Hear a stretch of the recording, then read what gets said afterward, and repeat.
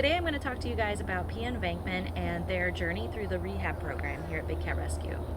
We got them back in May, and they both came to us from the Myakka River area and were completely covered in mange when they were captured by animal control and taken to a local rehabber in that area.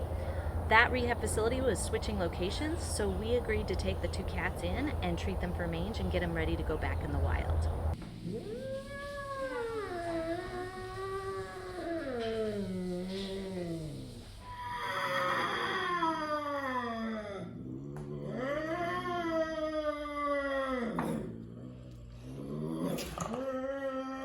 After about 4 weeks in the hospital, they had recovered from the mange, and we sent them to our outdoor rehab enclosures where they could gain muscle mass and get a little bit bigger and more ready to go back out into the wild.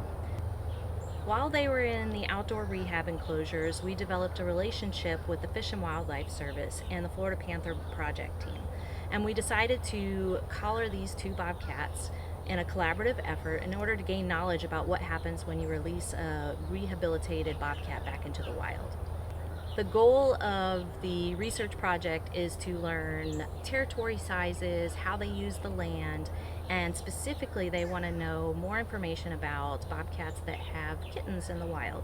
So they'll be following these two females through their first breeding season and hopefully with their first set of kittens to see how they raise them in the wild. We're really excited to participate in this program because we're going to learn stuff that we've always wondered about once we release a cat back into the wild. Where do they go? How long do they stay in that area? When we release pairs, do they stay together for a set period of time? And more specifically, the goal of this project is to study breeding and kitten rearing with the bobcats. So Pia and Venkman are going to be released together at the same site. So we'll get to learn how long they stay together, if they help each other out when they're in their first initial weeks out in the wild. And then hopefully we'll get to see when they have their first kittens and follow those kittens' progress along the way too. So the collars that they're wearing are both radio and GPS. So the project team flies over the area where they're released twice a week, and they manually input their locations into a mapping system. The GPS takes a pinpoint every 11 hours, and it tries to upload those pinpoints once a day.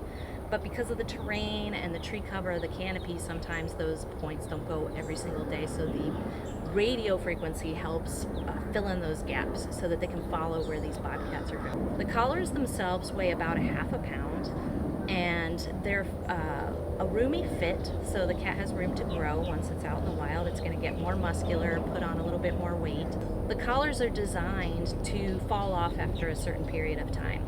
So in each collar there's a worn leather band that as the weather gets to it and over time it'll fall off. The bands are designed to break apart and fall away in 3 to 4 years.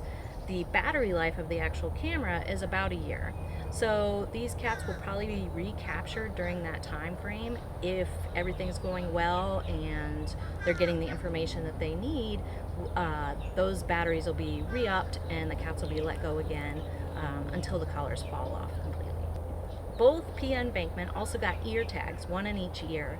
And the purpose of the tags is to help identify the cats on camera traps. If they're out in the field and they're trying to trap a certain bobcat, they can identify from a greater distance whether or not the bobcat that they have in their sight is the one that they're actually wanting to trap. The ear tags are different colors. One denotes whether or not it's a male or a female, and the other one is color specific to each individual cat. When the ear tags were installed, small holes were made in each ear, and those tissue samples that came from those holes were sent to the lab for DNA analysis. And we hope to gain knowledge into the genetics of the bobcat population in Florida. So by collecting all of these samples with cats that we're participating with, they're able to kind of follow a family tree of bobcats across the state. Pia and Venkman are actually the first bobcats in the state of Florida that will be collared in research that is aimed at learning more about FLM, which is feline leukomyelopathy, and that's a neurological disease that affects the Florida Panthers and Bobcats in the state of Florida. In addition to tracking the cats with the collars, there's also camera traps in the whole area that they're going to be living in. And those camera traps are checked about once a month. All of those images are sifted through, and the team is able to kind of track the animals right on the ground. So any of that information from the camera traps and the pinpoint data of where these cats are going will all be shared with us so that we can share it with you, and we can all learn more about what these cats are doing in the wild once they're released. Pia and Venkman are due to be released in a couple of weeks, and we couldn't be more excited for them to go back out into the wild. They've been in captivity for several months now, and we know that they're going to be a lot happier back where they belong. This relationship with the Fish and Wildlife Department and the Panther Project team will be ongoing. Our next cats that we hope to collar are Kahira and Birdie. They will be collared and released together at a different location. Currently they're a little bit too small to collar, so we're going to keep them in rehab for a little bit longer so that they can gain some weight and grow up a little bit more before we actually put the collars on. So stay tuned for updates on this very exciting program.